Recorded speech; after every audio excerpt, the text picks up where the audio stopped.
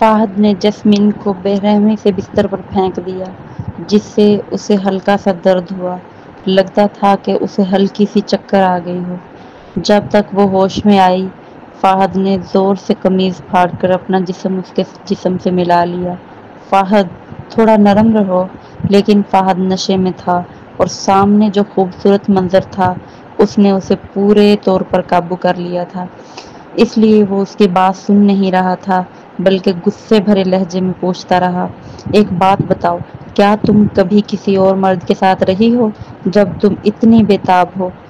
تم نے مجھے شادی پر مجبور کرنے کے لیے ہر حد پار کر دی تاکہ میں تمہارے ساتھ خوش رہوں، ہے نا؟ اب جب میں تمہارے ساتھ ہوں تو کیا تم مطمئن ہو؟ میں تمہیں خبردار کر رہا ہوں، کبھی بھی دوسرے مردوں کے سامنے اس طرح پرکشش لباس مت پہنو، ورنہ میں تمہیں کبھی معاف نہیں کروں گا۔ اس کی ظالم آواز جیسمین کے کانوں میں لمبے وقت تک گونجتی رہی۔ جیسمین ابتدا میں اداس ہوئی، مگر آہستہ آہستہ وہ سن ہو گئی۔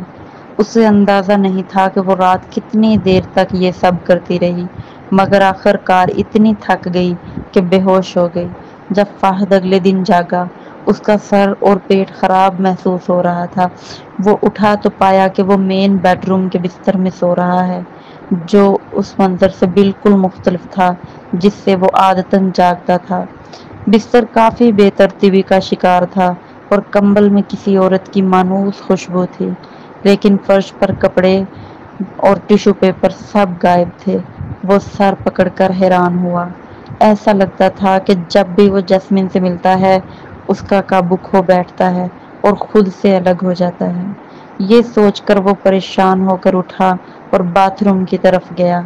باتھ روم کی الماری پر اس کے کپ کے پاس گلابی رنگ کا ٹوتھ برش تھا اور تولیوں کے ریک پر 2 تولیے تھے، ایک جسم کے لیے اور ایک چہرے کے لیے، ساتھ میں کچھ سکن کیئر کے پروڈکٹس بھی رکھے تھے۔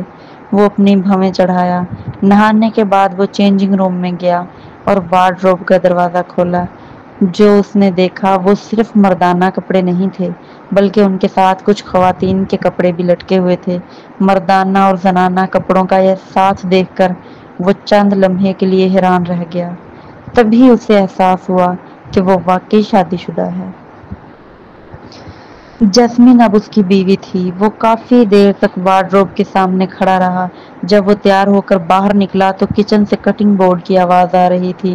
جب وہ ڈائننگ روم کی طرف گیا تو دیکھا کہ جیسمین اپنی کمر کے گرد ایپرن باندھے ہوئے کچھ فرائی کر رہی تھی۔ اچانک جیسے کوئی تیل چھلک گیا ہو، جو اسپیچولا وہ پکڑ رہی تھی وہ فرش پر گر گیا۔ یہ منظر فہد کے ذہن میں کچھ یادیں تازہ کر گیا۔ جب وہ دونوں ریاستہائے متحدہ میں تعلیم حاصل کر رہے تھے تو ایک بار جب وہ بیمار تھا، جیسمین نے اس کے لیے کھانا بنایا تھا، لیکن جیسمین اس معاملے میں ماہر نہیں تھی۔ وہ کافی گھبراہٹ میں تھی، اسی لیے اس نے اسے دوبارہ اسپیچولا استعمال کرنے کی اجازت نہیں دی تھی۔ پھر بھی اتنے سال بعد بھی وہ ویسی ہی تھی۔ تمہارا سابق شوہر تمہاری اتنی لاپرواہی برداشت کیسے کر سکا؟ فہد چل کر آیا اور چولہا بند کر دیا۔ اس کی نظر جیسمین کے لمبے صاف ہاتھ پر تیل کے چھلکنے کی وجہ سے بنے سرخ دھبے پر پڑی۔ جیسمین نیچے دیکھنے لگی۔ اس کے پتلے ہونٹ ہلکے سے حرکت کرنے لگے، مگر وہ خاموش رہی۔ فہد نے طنزاً کہا، میں بھول گیا کہ تمہارا سابق شوہر ہمیشہ بیمار رہتا تھا، مگر وہ بہت امیر تھا۔ مجھے یقین ہے اس کے پاس نوکرانی ہوتی تھی اور اسے تمہارے پکانے کی ضرورت نہیں پڑتی تھی۔ اس کی طنز آمیز باتوں کا سامنا کرتے ہوئے جیسمین بے بسی محسوس کر رہی تھی۔ اسے معلوم تھا کہ وہ کچھ باتوں کو بھلا نہیں سکتا۔ فہد، مجھے شاہ خاندان نے پالا، میں اپنی ذمہ داری سے بچ نہیں سکتی۔ میں تم سے ذمہ داری سے بچنے کو نہیں کہہ رہا۔ حقیقت ہے کہ مجھے یاد نہیں کہ جب تم نے مجھے چھوڑنے کی بات کی تھی تو میں نے تمہیں بے شرمی سے پریشان کیا ہو، لیکن اتنے سال بعد بھی تم نے مجھے شادی پر مجبور کیا۔ فہد نے سرد لہجے میں اس کی طرف دیکھا۔ جب تم نے یہ فیصلہ کر لیا ہے تو پھر مجھے تلاش کرنے کی ضرورت نہیں کہ تم واپس آؤ۔ شروع سے ہی تم نے میری کوئی پرواہ یا عزت نہیں کی۔ کیا تم مستقبل میں کبھی بھی مجھے چھوڑ دو گی جب تم مجھ سے تنگ آ جاؤ گی؟ اس شادی میں میرے پاس تو کوئی آزادی بھی نہیں ہے۔ تمہیں کوئی آزادی نہیں ہے؟ جیسمین کے ہونٹ ہلکے سے حرکت کرنے لگے۔ تمہیں کل رات بستر میں پوری آزادی تھی۔ تم نے جیسا چاہا ویسا کیا، چاہے تم نے مجھے کتنا بھی ذلیل کیا، میں نے کوئی بات نہیں کی۔ فہد، میں نے کبھی اپنی شان نہیں گنوائی جیسے تم نے مجھ پر کی۔ اگر میں تم سے محبت نہ کرتی تو تمہاری توہین برداشت نہ کر۔ فہد حیران رہ گیا، پھر اس کا چہرہ لمبا ہو گیا۔ تو کیا مجھے تمہاری محبت کا شکریہ ادا کرنا چاہیے؟ یاد رکھو، اگر تم نے مجھے مجبور نہ کیا ہوتا تو میں تمہارے ساتھ ایسا سلوک نہ کرتا۔ جیسمین کچھ دیر خاموش رہی، پھر بولی، جو کچھ بھی ہے، ویسے بھی تم اب میرے شوہر ہو۔ چونکہ تم کہتے ہو کہ میں تمہاری عزت اور جذبات کا خیال نہیں رکھتی، تو میں تسلیم کرتی ہوں کہ وہ میری غلطی تھی اور اب میں بدل جاؤں گی۔ میں بیوی کی ذمہ داریاں نبھاؤں گی، جیسے تمہارے لیے ناشتہ بنانا۔ یہ کہہ کر اس نے فرش سے اسپیچولا اٹھایا۔ صاف کرنے کے بعد وہ چولہا جلانے گئی۔ جیسے ہی وہ ساسیج پلٹانے والی تھی، فہد اچانک اس کا ہاتھ پکڑ لیا۔ تمہیں کوئی عام معلومات ہے؟ جب گیلا اسپیچولا گرم تیل سے لگے گا تو زیادہ چھنک مارے گا۔ کیا تم اپنا چہرہ خراب کرنا چاہتی ہو؟ فہد غصے سے اسپیچولا اس کے ہاتھ سے چھین گیا۔ جیسمین حیران رہ گئی۔ جب ہوش آیا تو اس کی خوبصورت گہری آنکھوں میں ہلکی چمک تھی۔ کیا تم میری فکر کر رہے ہو؟ تمہاری فکر کون کرتا ہے؟ میں خود بے بس ہوں کہ تمہیں شادی پر مجبور ہونا پڑا۔ میں کسی بدصورت عورت کا سامنا نہیں کرنا چاہتا جس کا چہرہ تیل کے چھینکنے سے خراب ہو گیا ہو۔ فہد غصے میں اسے دھکا دے کر دور کر دیا۔ دور ہو جاؤ اور میری نظروں سے اوجھل ہو جاؤ۔ ٹھیک ہے۔ جیسمین ناراض نہیں ہوئی، اس کے بجائے آنکھیں جھپکائیں۔ میں دودھ کا گلاس بنانے جا رہی ہوں۔ تم دودھ کو گرم پانی سے گرم نہیں کر سکتی۔ یہ بات فہد کے منہ سے نکل گئی۔ میں جانتی ہوں، تم نے پہلے بھی بتایا تھا۔ جیسمین نے اسے مسکرا کر دیکھا۔ اس کی مسکراہٹ دیکھ کر فہد کو زبان کاٹنے جیسا محسوس ہوا۔ جب وہ دونوں پہلے پیار میں مبتلا تھے تب بھی وہ عام باتیں نہیں جانتی تھی۔ وہ اسے کئی بار سمجھا چکا تھا کہ دودھ کو گرم کرنے کے لیے ابلتا پانی چاہیے ہوتا ہے۔ 15 منٹ بعد فہد نے ناشتہ میز پر رکھا، جہاں 2 سفید چینی کے کپوں میں دودھ تھا۔ وہ چینی کے کپ پہلے کبھی نہیں دیکھے تھے، لہذا جیسمین نے شاید نئے خریدے تھے۔ جیسمین بالکنی پر فون پر بات کر رہی تھی۔ میں جانتی ہوں، رپورٹ میز پر رکھ دو، میں دفتر جا کر بعد میں دیکھ لوں گی۔ دوسری طرف سے عورت کی سرد بے جذبات آواز آ رہی تھی۔ فہد نے بھویں چڑھائیں۔ اس کا رویہ کام کے دوران بالکل مختلف تھا۔ کچھ دیر بعد جیسمین نے آ کر ساسج بیکڈ بینز اور آملیٹ کے ساتھ ڈش دیکھی۔ وہ کافی عرصے سے اتنا سادہ ناشتہ نہیں کر رہی تھی، لیکن اس بار وہ غیر معمولی طور پر خوش تھی۔ فہد، بیکڈ بینز بہت مزیدار ہیں، وہ مسکرا کر بولی۔ فہد نے سرد تاثر قائم رکھا اور بہت مایوسی محسوس کی۔ دراصل وہ اس عورت اور اس شادی سے دل کی گہرائیوں سے نفرت کرتا تھا۔ لعنت ہو! شادی کے پہلے دن وہ اس عورت کے لیے کھانا بنا رہا ہے۔ اس کا دماغ کھول گیا۔ تم نے جو دودھ بنایا ہے وہ بہت پتلا ہے، اس نے بے پرواہی سے کہا۔ واقعی؟ مجھے چکھنے دو۔ جیسمین نے اس کے دودھ کا گھونٹ لیا۔ تم ٹھیک کہہ رہے ہو، واقعی میں دودھ پتلا ہے، میں کل اسے زیادہ گاڑھا بناؤں گی۔ فہد نے اس کپ کی طرف گھورتے ہوئے جو اس نے پی لیا تھا، اس کا چہرہ سیاہ پڑ گیا۔ تم نے وہ کپ چھوا ہے، مجھے اب اس سے پینا ہے۔ تمہیں یہ گندا لگ رہا ہے نا؟ جیسمین نے آنکھیں اٹھائی۔ اچھا ہے کہ تم جانتی ہو، فہد نے طنز کیا۔ تو جیسمین نے پرسکون انداز میں کہا، کل رات تم نے مجھے اتنی دیر تک چوما اور میرے منہ میں بہت تھوک تھا۔ کیا تم اپنا منہ صاف کرنا چاہتے ہو؟ کچھ دیر کے لیے کھانے کے کمرے میں خوفناک خاموشی چھا گئی۔ فہد کا سرد چہرہ بھی جم گیا۔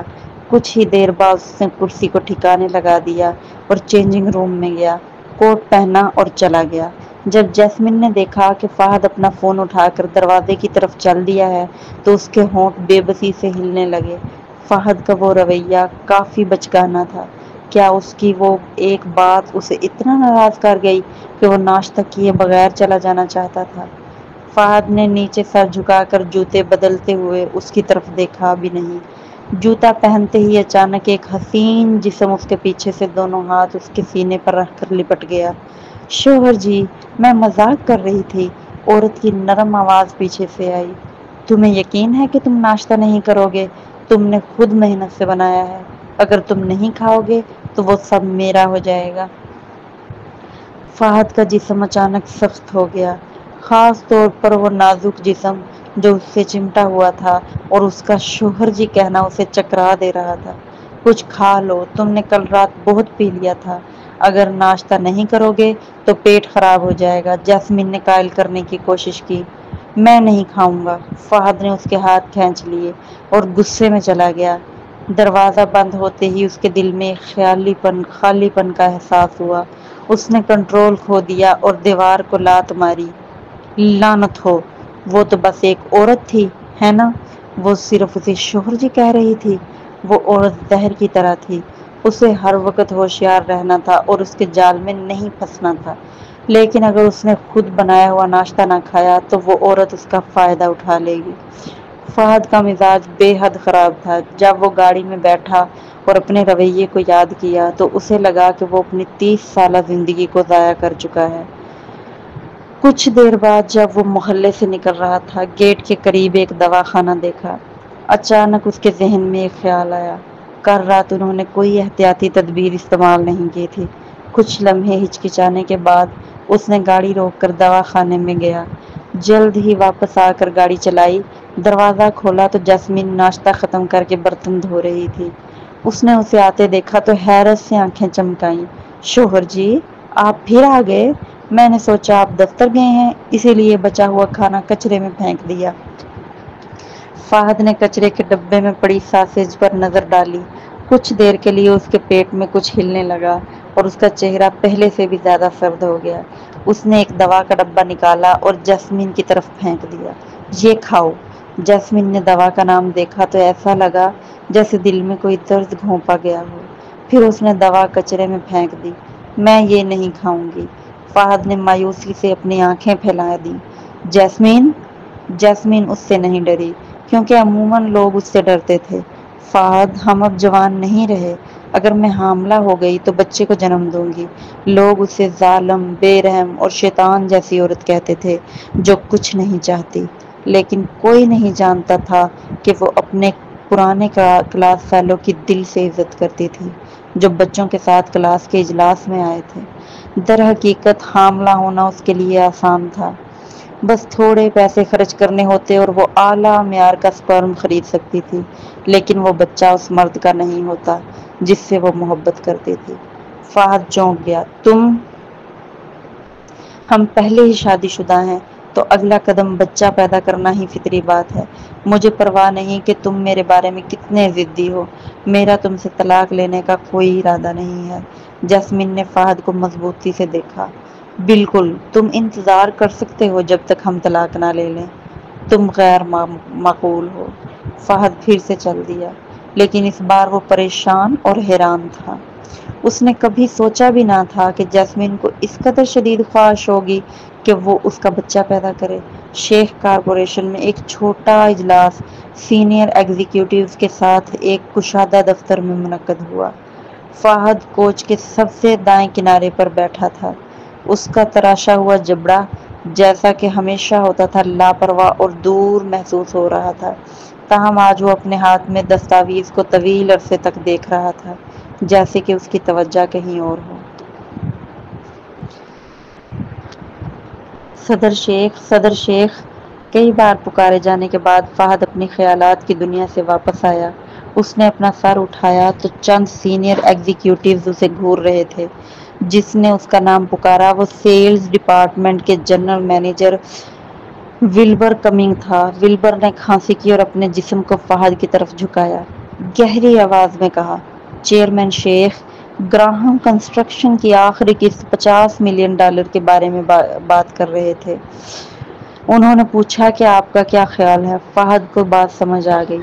گراہم کنسٹرکشن تقریباً آدھے سال سے شیخ کارپوریشن کا بقایا رقم ادا نہیں کر سکی تھی۔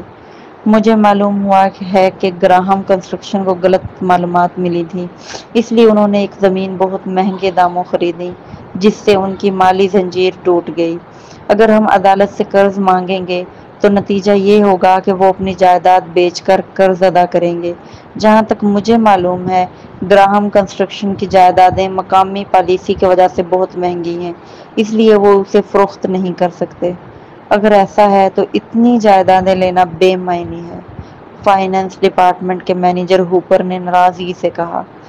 فہد نے کہا، اصل میں ایک اور حل ہے، ہم قرض کو سرمایہ کاری کے لیے استعمال کر سکتے ہیں۔ میں نے کسی سے تجزیہ کروایا ہے، وہ زمین جس کے لیے انہوں نے $200 ملین بڈ کیے، اس کی اتنی قیمت نہیں تھی، لیکن اگر اس کی ترقی ہو جائے تو وہ یقیناً کئی سو ملین کما سکتے ہیں۔ مسئلہ یہ ہے کہ گراہم کنسٹرکشن کے پاس ابھی شروع کرنے کے لیے سرمایہ نہیں ہے۔ مینیجر ہوپر پریشان ہو گیا۔ صدر شیخ، کیا آپ کا مطلب ہے کہ ہم نہ صرف اپنے $50 ملین واپس نہیں پائیں گے بلکہ ہم گراہم کنسٹرکشن میں سرمایہ کاری بھی کرنی پڑے گی؟ میں آپ کو یاد دلانا چاہتا ہوں کہ ہم جائیدادوں میں ماہر نہیں ہیں، اور اس کے علاوہ ہماری کمپنی کے پاس اس وقت زیادہ پیسہ نہیں ہے کیونکہ ہم تیزی سے پھیل رہے ہیں۔ کیا کچھ دنوں میں $80 ملین کی آخری قسط واجب الادا نہیں ہوگی؟ فہد نے ابرو اٹھایا۔ ہمیں صرف $50 ملین کی سرمایہ کاری کرنی ہے اور 2 سال بعد کم از کم $500 ملین کمائیں گے۔ ہم گراہم کنسٹرکشن کے ساتھ یہ معاہدہ کر سکتے ہیں کہ جب پروجیکٹ ختم ہو جائے ہم نکل جائیں گے۔ اگر پروجیکٹ میں کوئی مسئلہ آیا تو وہ زمین ہمارے معاوضے کے طور پر دیں گے۔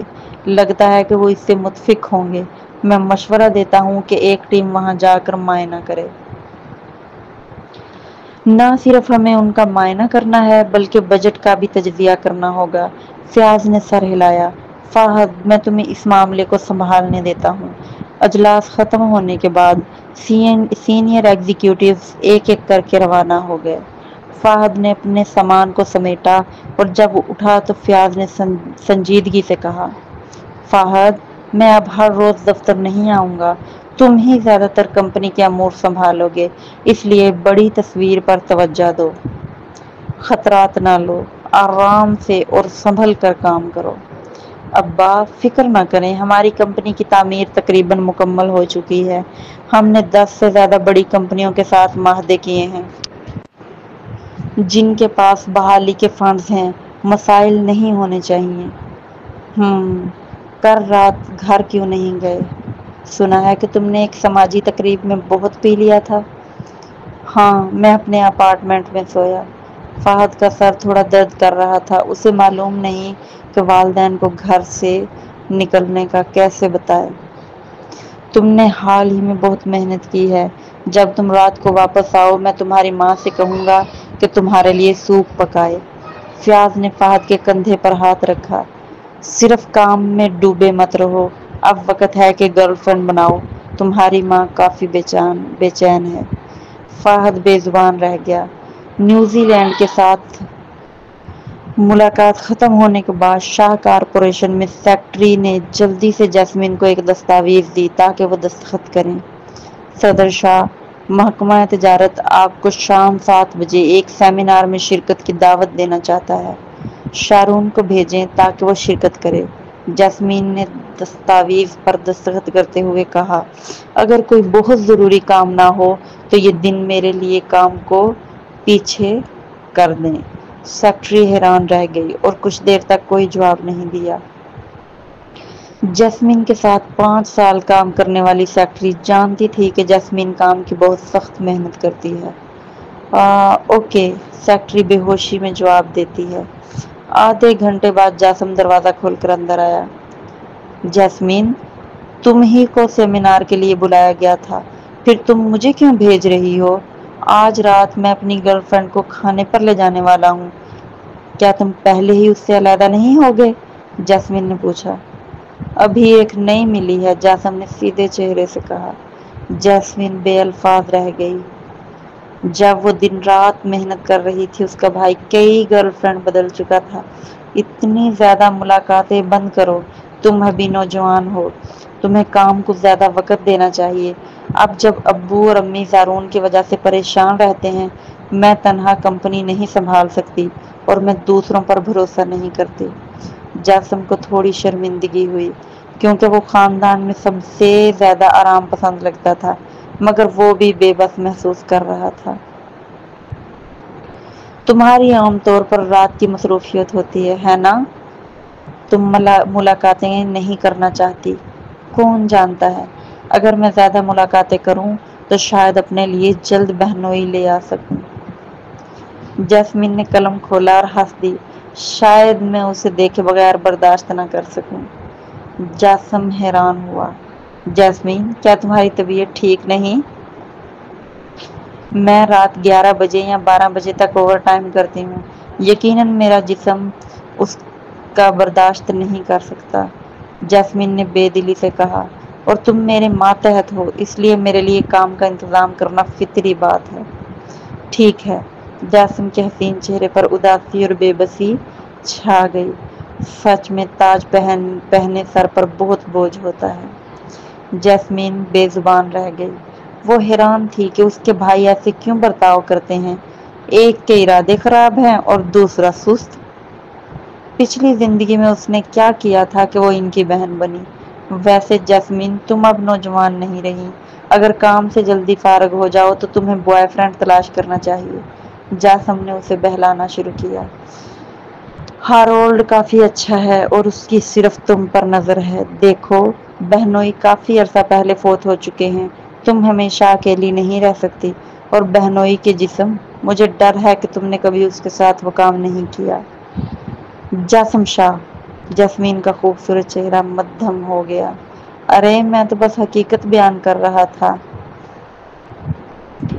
جاسم کا منہ کھچا۔ میں تمہاری خوشی کے لیے یہ کہہ رہا ہوں، چاہے تم کتنی ہی ہوشیار کیوں نہ ہو، تمہیں ساتھ دینے والا کوئی مرد چاہیے۔ فضول باتیں بند کرو، اور ہارولڈ اور میرے درمیان کچھ نہیں ہے، ہم صرف کاروباری شراکت دار ہیں۔ جیسمین نے اسے خبردار کیا۔ ابھی جاؤ اور مجھے پریشان مت کرو۔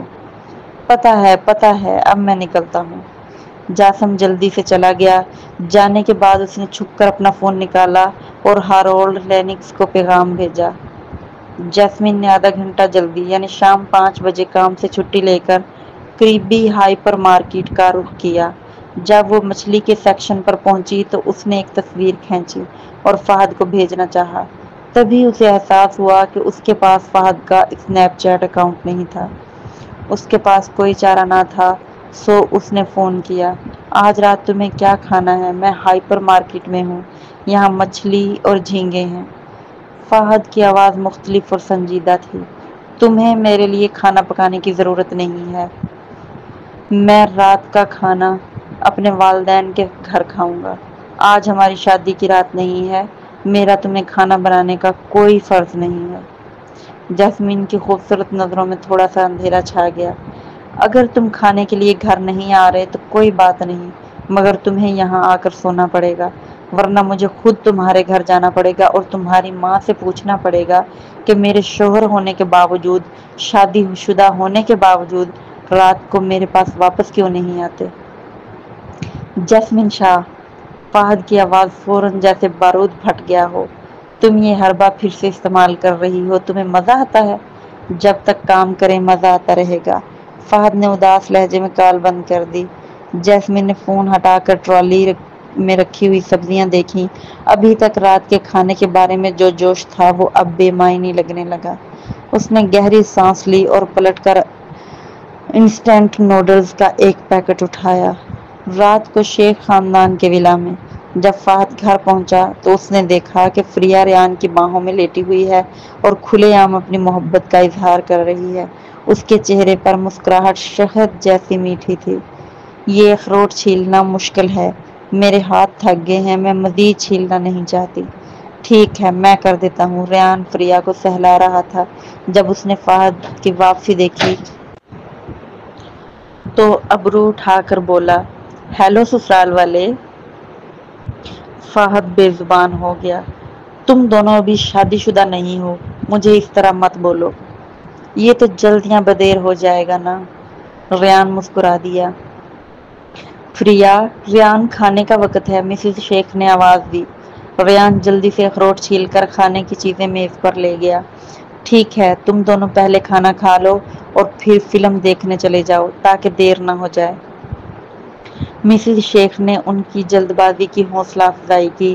ٹھیک ہے، ہم وقت پر پہنچ جائیں گے۔ ریان نے کھانے کی چیزیں میز پر رکھی لیکن پریا وہیں بے حرکت پڑی رہی، اس لیے وہ اسے اٹھا کر لے گیا۔ فیاض شیخ نے ہنس کر پریا کو گھورا۔ تمہارے پاس ٹانگیں نہیں ہیں؟ ریان، اسے بگڑنے مت دو۔ کوئی بات نہیں، وہ کام کے طویل دن کے بعد تھکی ہوئی ہوگی اور وہ حال ہی میں نئے پروڈکٹ لانچ کی وجہ سے بہت مصروف رہی ہے، ریان نے پریا کو سہلاتے ہوئے کہا۔ شوہر، تمہاری سمجھ بوجھ کا شکریہ، پریا نے اسے ہوا میں چومنے کا اشارہ دیا۔ وہ دونوں پہلے کافی محتاط رہتے تھے لیکن اب چونکہ ان کے والدین جان چکے ہیں کہ وہ رشتے میں ہیں، انہوں نے اپنے برتاؤ کو چھپانا چھوڑ دیا ہے۔ فہد کے ہاتھ جو کانٹے پکڑے ہوئے تھے لرزنے لگے اور اس کا خوبصورت چہرہ گہرا ہو گیا۔ ایک عورت ہونے کے ناطے کیا تم زیادہ شرمیلی ہو سکتی ہو؟ پریا نے شادی سے پہلے ہی ریان کو شوہر کہنا شروع کر دیا تھا، یقیناً وہ اس عورت سے زیادہ بے شرم تھی۔ فہد، تم کتنے بدمزاج ہو، آج کل کے نوجوان اپنے بوائے فرینڈ کو ایسے ہی پکارتے ہیں۔ پریا نے اس کی طرف آنکھیں گھمائیں۔ ٹھیک ہے، فہد بھی ویسا ہی برتاؤ کرنا شروع کر دے گا جب وہ تمہاری آنے والی ساس سے ملے گا۔ ریان نے زاریہ کو اٹھایا جو آہستہ آہستہ بڑی ہو رہی تھی۔ جب اسے کچھ سبزیاں دی جاتی تو وہ دل کھول کر کھاتی تھی۔ فہد نے زاریہ کو ملے جلے جذبات کے ساتھ دیکھا۔ جب پریا اور ریان نے اپنا کھانا ختم کیا تو وہ فلم دیکھنے کے لیے نکل گئے۔ فیاض اور مسز شیخ نے پھر اپنے پیالے رکھ دیے۔ جب مسز شیخ اوپر جا کر کپڑے بدل رہی تھی تو انہوں نے ڈولی میں زاریہ کو بٹھا کر فیاض کے ساتھ واک پر جانے کا فیصلہ کیا۔ اچانک فہد ہی وہ واحد شخص تھا جو وسیع گھر میں اکیلا بچا تھا۔ اب اسے احساس ہوا کہ ہر کوئی جوڑا بنا کر تھا۔ اس نے سرد مزاجی سے اپنا پیالہ نیچے رکھا، باتھ روم جانے کے لیے اوپر گیا، غسل کیا اور پھر گھر چھوڑ دیا۔ جب وہ یانسی ریزیڈنس کے گیٹ پر پہنچا تو اس نے اپنے فون کی طرف دیکھا اور اندازہ ہوا کہ رات کے 8 بجے ہیں۔ اگر وہ ابھی اوپر جائے گا تو جیسمین کو لگے گا کہ وہ کھانے کے فوراً بعد جلدی یہاں آ گیا، جس سے یہ تاثر جائے گا کہ وہ اس کی پرواہ کرتا ہے۔ کچھ سوچنے کے بعد فہد نے اپنی گاڑی پارک کی اور محلے کے قریبی پارک میں چہل قدمی کرنے لگا۔ موسم آہستہ آہستہ گرم ہو رہا تھا، اس لیے پارک میں ہلچل تھی۔ کچھ لوگ 3 افراد کے خاندانی گروہ میں پارک کی سہولیات کا لطف اٹھانے آئے تھے۔ وہاں بہت سے درمیانی عمر کے لوگ رقص کر رہے تھے اور جھیل میں کشتی رانی کرتے ہوئے جوڑے بھی نظر آ رہے تھے۔ فہد نے ہاتھ جیبوں میں ڈالے ہوئے ایک آرچ پل کے قریب سے گزرتے ہوئے دیکھا کہ دوسری طرف سے جیسمین دوڑتی ہوئی آ رہی تھی۔ اس کے بال بن میں بندھے ہوئے تھے اور اس کے کندھوں پر ایک جوڑا سپورٹس ہیڈ فون تھا۔ اس نے سپورٹس شو اور بلیک سپورٹس برا اور سپورٹس ٹائٹس پہنے ہوئے تھے۔ اس نے ایک سن پروٹیکشن جیکٹ پہنی تھی جو کھلی ہوئی تھی، جس سے اس کی باریک کمر ظاہر ہو رہی تھی۔ اس طرح کا لباس پہن کر وہ ٹھنڈی لگ رہی تھی، مگر اس کا جسم واضح تھا اور بہت زیادہ پرکشش لگ رہا تھا۔ جب وہ دونوں ٹکرائے تو جیسمین حیران رہ گئی۔ فہد کی نظریں اس کی کمر پر ٹھہر گئیں، پھر اس کا خوبصورت چہرہ سنجیدہ ہو گیا۔ کیا تمہیں شیخ خاندان کے گھر کھانے کے لیے واپس نہیں آنا چاہیے تھا؟ کس نے تمہیں اجازت دی ہے کہ تم ایسے لباس میں باہر نکلو؟ دونوں نے ایک ساتھ پوچھا۔ اس کے ساتھ فہد کا چہرہ اور بھی گہرا ہو گیا۔ جیسمین، مت بھولو کہ تم شادی شدہ ہو۔ کیا تم دوسرے مردوں کو بہکانے کی کوشش کر رہی ہو کہ اس طرح دوڑنے کے لیے باہر آ کر؟ کیا میں تمہاری خواہشات پوری نہیں کر سکا جس کی وجہ سے تم تنہا محسوس کر رہی ہو؟ اس کی توہین کے سامنے جیسمین بے زبان رہ گئی۔ مان لو یہ نہ لو، بہت سی عورتیں جم میں ایسا ہی لباس پہنتی ہیں۔ مجھے دوسری عورتوں کی پرواہ نہیں ہے، مجھے صرف تمہاری پرواہ ہے۔ فہد نے سرد لہجے میں کہا۔ اب جب کہ تم شادی شدہ ہو، برتاؤ تمہارا مناسب ہونا چاہیے۔ میں کس بات پر مناسب نہیں ہوں؟ صرف اس لیے کہ میں نے اپنی کمر دکھائی؟ جیسمین نے ہیڈ فون اتار دیے۔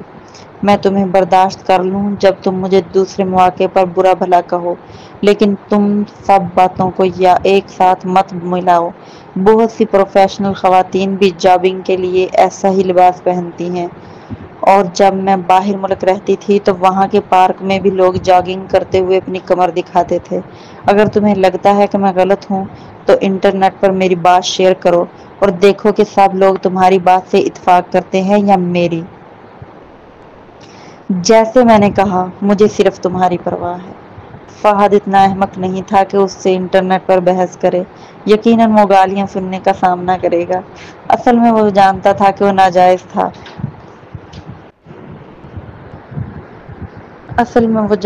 کہ وہ ناجائز تھا۔ اس بات کی اسے پرواہ نہیں تھی کہ دوسری عورتیں کیسے کپڑے پہنیں، مگر وہ اس بات کو برداشت نہیں کر سکتا تھا کہ دوسرے مرد اس کی کمر دیکھیں۔ مزید برآں، کیا وہ زیادہ خودآگاہی نہیں دکھا سکتی تھی؟ اس کا جسم اتنا خوبصورت اور اس کی کمر اتنی باریک تھی۔ اس کے علاوہ وہ خوبصورت بھی تھی۔ کئی مرد جو اس کے پاس سے گزر رہے تھے اپنی نظریں اس کے جسم کی طرف گھما رہے تھے۔ اور تو اور گزشتہ چند سالوں میں خواتین پر جرائم میں اضافہ ہوا ہے۔ ٹھیک ہے، جیسمین نے سر ہلایا اور اپنی جیکٹ زپ کر لی، پھر نرم لہجے میں وضاحت کی۔ اگر تمہیں میرا ایسا لباس پہننا پسند نہیں تو تم مجھے بتا سکتے ہو، مجھے غصہ نہیں آئے گا۔ چونکہ تم میرے لباس کے بارے میں پرواہ کرتے ہو، اس کا مطلب ہے کہ تم نے مجھے اپنی بیوی کے طور پر قبول کر لیا ہے۔ کس نے کہا؟ فہد نے غصے میں انکار کیا۔ اگر تم نے مجھے قبول نہیں کیا تو پھر لباس کے معاملے میں تم مداخلت کیوں کرتے ہو؟ جیسمین نے جان بوجھ کر تجسس بھری آواز میں پوچھا۔ تم اپنے لباس کے بارے میں فکر مند ہو؟ فہد کی کنپٹیاں زور سے دھڑکنا شروع ہو گئیں۔ اچانک اسے ایسا لگا جیسے اس نے خود ہی اپنی ٹانگ پر گولی مار لی ہو۔ اگرچہ میں تمہیں قبول نہیں کرتا، لیکن مجھے یہ عادت نہیں کہ میں تمہیں دھوکہ دوں، کیونکہ مجھے یہ گندگی لگتا ہے۔ تم سمجھ رہی ہو؟ جیسمین اس کی سرد مہرے کی عادی تھی، لیکن پھر بھی وہ ایک بار پھر زخمی ہوئی۔ اس نے نظریں نیچی کر لیں اور کچھ نہیں کہا۔ چاندنی میں اس کا دبلا پتلا جسم تھوڑا سا کمزور نظر آ رہا تھا۔